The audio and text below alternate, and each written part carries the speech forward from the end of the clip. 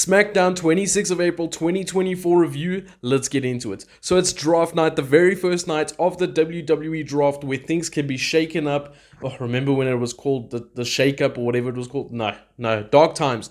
Anyway, the first night of the draft, we had 4 rounds of the draft. We had very little wrestling in the show, so I don't even know if you can call it a wrestling show, but let's get into it. So the first segment was Paul Heyman and Caleb Braxton having an interview backstage where Caleb Braxton asked Paul Heyman about the rumors regarding Roman Reigns. And Paul Heyman confirms that Roman Reigns has pulled out of the draft. Therefore, we will have our first number 1 draft pick that's not Roman Reigns in 2 years.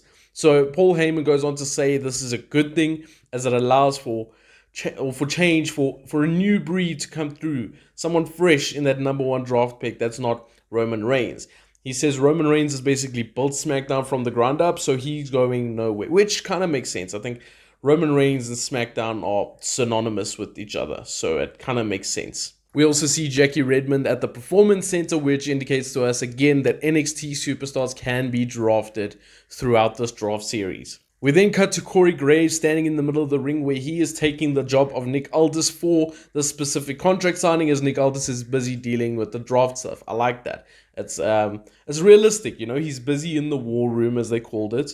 I don't know if that's a typical term for drafts. He's busy there, so let's have Corey Graves run this contract signing. So, in this contract signing, AJ Styles comes out first. Terrible theme again. I'll reiterate this. AJ Styles' theme is absolutely terrible. It feels like nothing is happening for the first 15 seconds of his theme. And then only eventually, like, the song kicks. It's terrible. It's absolutely horrendous. Cody Rhodes comes out to a big ovation. And they both sit down at each side of the table. They got 2 tables for this contract signing. It's different. I thought, okay, they're both going through tables. That's what happens at contract signings, not?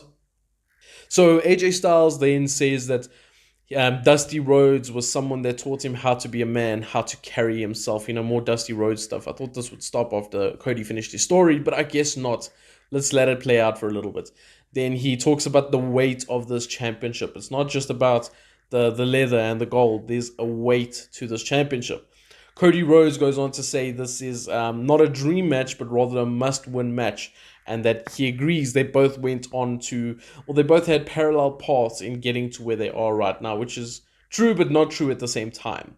I don't know, maybe they're referring to the Impact TNA stuff, maybe they're referring to the New Japan stuff, maybe they're referring to just working on the indies in general, maybe they're even referring to the Bullet Club. Various ways that paralleled, but at the same time, Cody started in WWE. Anyway, I'm not going to hop on too much about that. Then they basically signed the contracts, had a stare down, shook hands, and that was it. I felt like this contract signing, needed an interaction.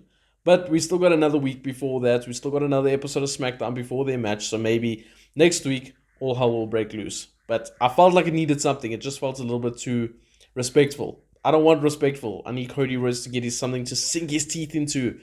I don't need all this respect. Give him something genuine. Then on Cody's way out, Triple H's music interrupts Cody's music, and they share a little moment, holds his hand up, and then they decide to do the draft picks together since Cody Rhodes is now staying on SmackDown. So in the first round draft picks, SmackDown went first throughout the night, and the first pick for SmackDown was Bianca Belair. Huge pick for SmackDown. Makes sense. Bianca Belair is a huge star. But she went to SmackDown. Then we had Jey Uso staying on Raw. We had Carmelo Hayes from NXT coming to SmackDown. And we had Seth Rollins staying on Raw. So not much changed except for the fact that Carmelo Hayes is now officially on SmackDown. Everything else stayed the same, which is a theme throughout the night, which I'm not happy about. As they're about to leave, Carmelo Hayes interrupts. He comes out. He makes himself known first and then challenges Cody Rhodes. So in between all that, there was a couple whoop that trick chants, which I always love. Trick Williams getting his love on the main roster is great, even though he's never been on the main roster except for that one little cameo. But Melo versus Cody tonight in the main event. Big match. I'm excited for that match. It's probably the only wrestling match we'll see on the show because the rest were max 5 minutes. We then had Rey Mysterio and Dragon Lee, which has been rumored to be a new tag team, or rumored that they're going to be tag teaming from here on out, taking on Legado Del Fantasmo. I think it was Humberto and Angel Garza. Easy match for Rey and Dragon Lee.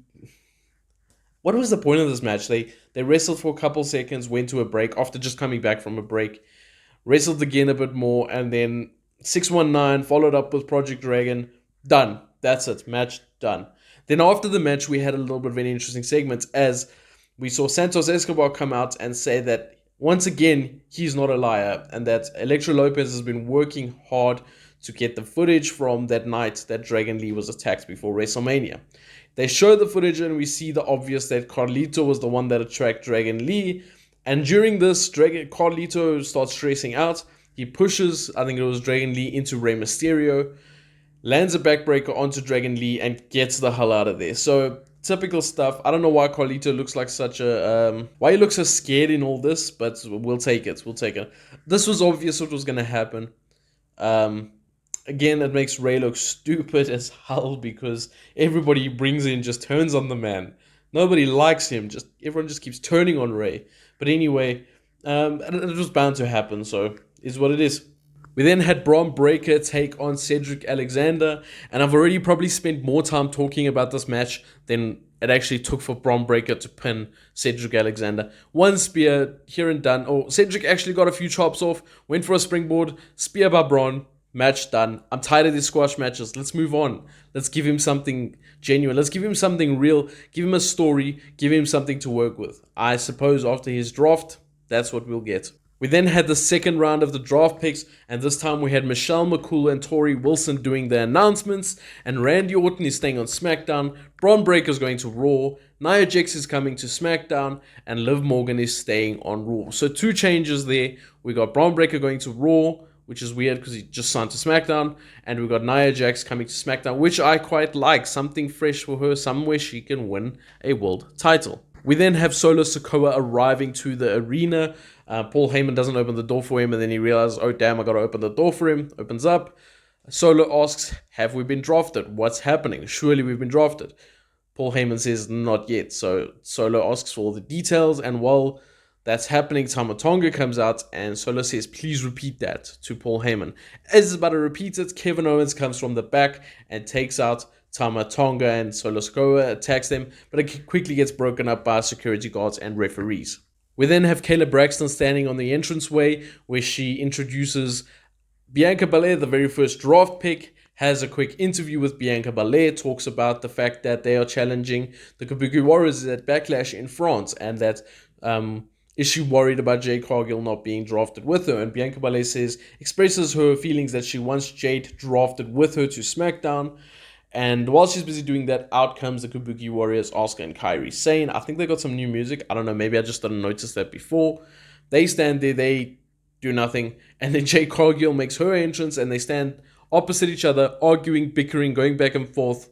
And then through the entranceway comes KO and Tama Tonga busy fighting each other all the way towards the ring, with Solo coming out shortly after, and they just take out Kevin Owens, taking out all the security, taking out everybody, or Tama Tonga took out everybody, and then out comes Randy Orton to make the save. So we're continuing that partnership that we saw before WrestleMania of Randy Orton and Kevin Owens, which I quite like. It keeps Randy in main stories, and he also doesn't have to work too many singles matches.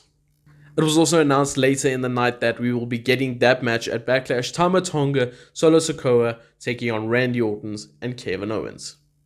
We then have round 3 of the draft where we have the Dudley Boys announcing the picks. And the first pick was LA Knight staying on SmackDown. The second pick was Ricochet staying on Raw. Then the Bloodline finally got picked and they are staying on SmackDown. And Sheamus is staying/going to Raw. Nothing changes there. A little bit disappointing. I was hoping for some excitement and some change of the landscape within WWE, but I guess not.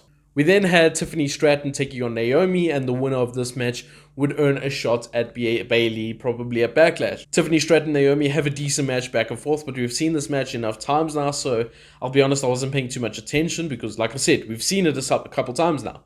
In the middle of the match, we see Nia Jax come out and take out Bayley from behind as Bayley's sitting on commentary. Naomi then tries to make a save on Bayley, but Nia Jax just takes her out and she leaves, and that allows Tiffany Stratton to pull Naomi and Bayley into the ring and land another prettiest moonsault. So what does that mean for the match at Backlash? We'll find out later. We then have round 4 of the draft, and this time we have Teddy Long and JBL doing the announcements. AJ Styles is staying on SmackDown, Alpha Academy is staying on Raw, Andrade is coming to SmackDown, and we get Kiana James from NXT going to Raw. That was a surprise pick. She has been on NXT for a very long time. She is really, really good. I'm happy for her.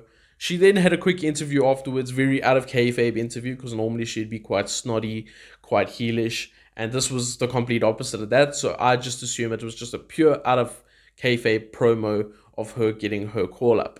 We then had Carmelo Hayes versus Cody Rhodes. Oh, before this, we got the announcement that Bayley versus Naomi and Tiffany Stratton will be at Backlash. Anyway, we had Cody Rhodes taking on Carmelo Hayes in the next match, and this was the main event, and it was a decent match. It went on longer than everything else in the show, or every other match in the show. Melo showed what he can do. Cody showed what he can do. They both did a spot where they both went for a springboard and missed each other. I don't know if that looked as cool as they thought it would look. It kind of just looked like they were planning something else and it didn't work.